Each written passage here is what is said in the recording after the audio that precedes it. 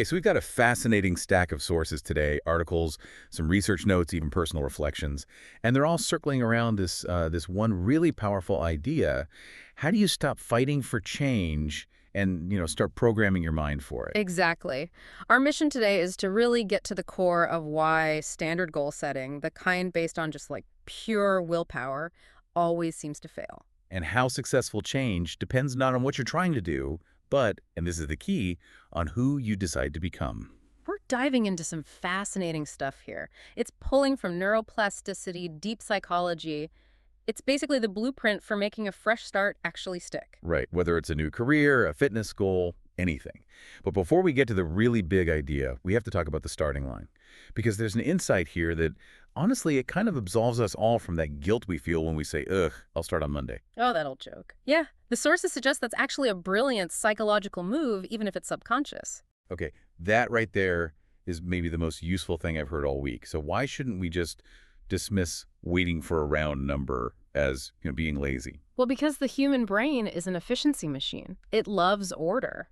I mean, think about it. When you set the volume on your TV or your stereo, you probably, without thinking, stop on a round number, right? Like 20 or 25. Yeah, I totally do that. It feels wrong to leave it on, like 17. Exactly.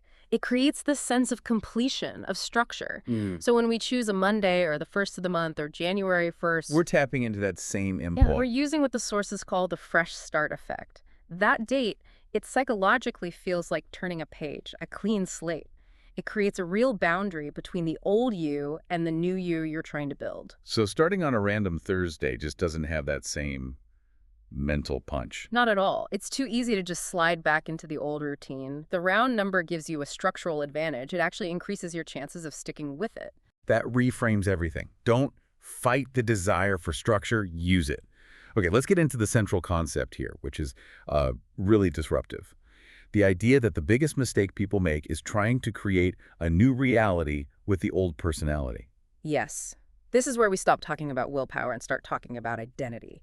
Your current personality, your habits, your beliefs, your emotional reactions, it's just a program, an efficient, reinforced program that your brain runs to save energy. So when a person with that old personality program tries to install a new goal, what actually happens inside the brain? It's just resistance, immense resistance. I mean, if you try to force a new action, like say a really intense morning workout, onto an identity that believes I am not a morning The person, two things just go to war with each other. they clash violently. The old programming fights back because the new thing feels dangerous and inefficient. And that's the internal friction that makes it feel like an agonizing daily struggle. The sources use that great example of a lazy person trying to become a professional bodybuilder. Yeah. It's almost doomed from the start, isn't it? It pretty much is, because that lazy identity will cook up every excuse. You're tired, the weather's bad, you had a long day, anything to avoid the gym. That's its comfortable setting. So the energy shouldn't be on forcing the action, on lifting the weight. No, the energy has to be focused on changing the underlying character.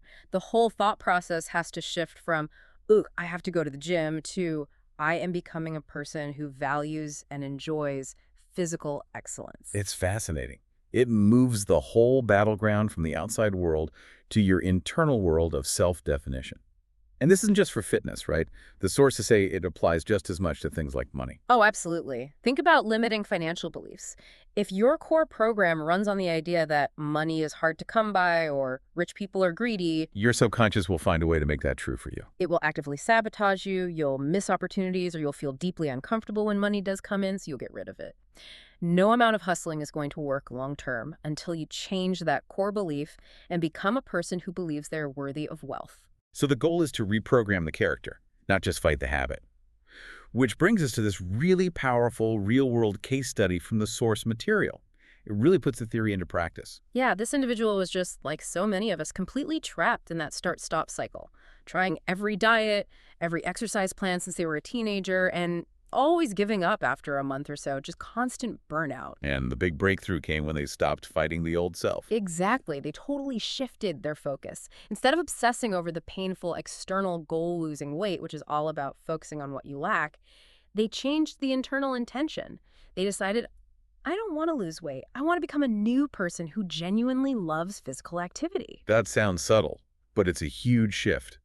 You're moving from running away from something you hate, being overweight, to running toward an identity you love. What happened? The change in adherence was just revolutionary for them because they were acting from a place of self-love. Working out wasn't a chore anymore. The internal fight just stopped. So they just kept going. They kept going. They reported working out for 2.5 months straight, pretty much every single day, which for them was completely unprecedented. They couldn't even stick to an every other day schedule before. The action became automatic because it was a reflection of who they were, Yeah. not something they were forcing. Precisely. And here's the kicker. The weight loss, which had always been this painful obsession, it just followed naturally. It was a side effect. But even more amazing, the sources mention this long-standing metabolism issue they had, something doctors couldn't fix. It just improved on its own. Wow. Once the stressed, obsessive thinking about lack stopped and they just settled into being a healthy person, the body followed. It started to regulate itself. So the takeaway for you listening is that the identity you choose to embody, it attracts the results you want as secondary effects. It stops being a chore. Exactly. If you embody worthy and healthy, you naturally make worthy and healthy choices. No willpower required. Okay, this brings us perfectly to the practical steps. Now that we get the identity shift, how do we actually write the script for that new identity? The sources give 3 really specific rules. Let's start with rule 1. Be precise. And I love the analogy they use for this. It's like ordering from a waiter. You can't just walk in and say, I want food. Right, you'll just get a blank stare. If you're vague with your goals, I want to be rich, your subconscious mind, which is the engine for all this, it has no blueprint. It doesn't know what to build. So what does that precision look like in practice? It means getting concrete. Not, I want more money, but I currently earn $5,000 a month, and I will be earning $15,000 a month by December 1st. Not, I want a better relationship, but I want a partner who is emotionally mature, loves deep conversation, and values honesty. You define the exact reality. And the sources are really clear on this next part. You are not supposed to worry about the how. That's the hardest part, especially for logical people. Your job is just to define the what with absolute clarity. The moment you start worrying about how you'll get the job or meet the person, you introduce doubt. And doubt just clouds the whole signal. Define the destination and trust the mechanism to find the route. Okay, so once we have that precise destination, we move to rule 2. Rule 2, identify the feeling. This is like the GPS for your goal. For every single goal you write down, you have to ask yourself, what core emotion will achieving this give me? So for the $15,000 a month goal, the feeling probably isn't money. It's more like freedom or security. Exactly. Or for the relationship, it's feeling loved or safe or accepted. You circle that emotion because that feeling, that is the energy you're actually trying to generate right now. You're not manifesting the thing, you're manifesting the feeling of the thing. Yes. The external reality is just the proof that you successfully generated the feeling on the inside first. Which leads us straight into rule 3, and this is the one that's most challenging for people. It feels totally backward. Rule 3, practice the feeling now. This is the non-negotiable step. You have to generate and experience that desired feeling, freedom, love, peace, before the goal shows up. If you want financial freedom, you have to find a way to feel peaceful and abundant today, even if your bank account says otherwise. Okay, but I have to stop you there because I can just hear people thinking, how? How can I feel free when I know I have debt? Isn't that just, delusion? It's a great question, a totally valid one. And it's not about ignoring reality. It's about choosing your internal response to that reality. The sources are very clear. If you wait for the goal to make you feel good, the world will just keep giving you more reasons to feel bad. So what's the mechanism there? Is it just self-fulfilling prophecy? It's that mixed with confirmation bias. If your core belief is, I'm stressed and I lack freedom, your brain will filter your entire day to find evidence that proves you're right. You'll only see the bills, only hear bad news. By practicing the feeling of freedom, even for 5 minutes, you start retraining that filter to notice evidence that you are already safe, that you do have opportunities. That makes it actionable. So what are the actual exercises beyond just thinking happy thoughts? You have to make it physical, make it real for your subconscious. If the feeling is peace, maybe you sit quietly and literally focus on the sensation of peace in your body. You listen to music that makes you feel relaxed. The sources strongly recommend daily self-love exercises. Literally standing in the mirror, hugging yourself, and affirming that you are worthy and loved right now. That act signals to your internal system that you're already whole. Exactly. You're broadcasting the energy of the finished product. Okay, we've spent a lot of time on the internal work, but we have to balance this. We're not saying you should just sit on the couch, visualize, and wait for a check to appear in the mail. Absolutely not. Look, positive thinking is the engine, but you still have to drive the car. Humans are here to act and experience. So you have to start doing what the new desired you would do. What are some of those high-value actions? It starts with recognizing that a successful person doesn't waste time. The sources suggest dedicating at least an hour a day to productive learning. Reading books in your field, learning a new language, taking a course, something that actively invests in yourself. And the connection there is Yeah. what? Self-worth. It's exactly that. When you consistently invest in yourself, your subconscious self-worth goes up. You're sending a powerful signal that you are valuable and deserve more. And opportunities, they respond to that energy of worthiness. If you feel unworthy, you attract less. It's that simple. And when you're choosing what to learn or what to do, there's a key filter, the joy filter. This is so critical. Only pursue things you genuinely enjoy. If society says being an accountant is a great career, but you secretly dream of being a writer, forcing yourself into accounting will just create a new kind of internal misery, even if you make money.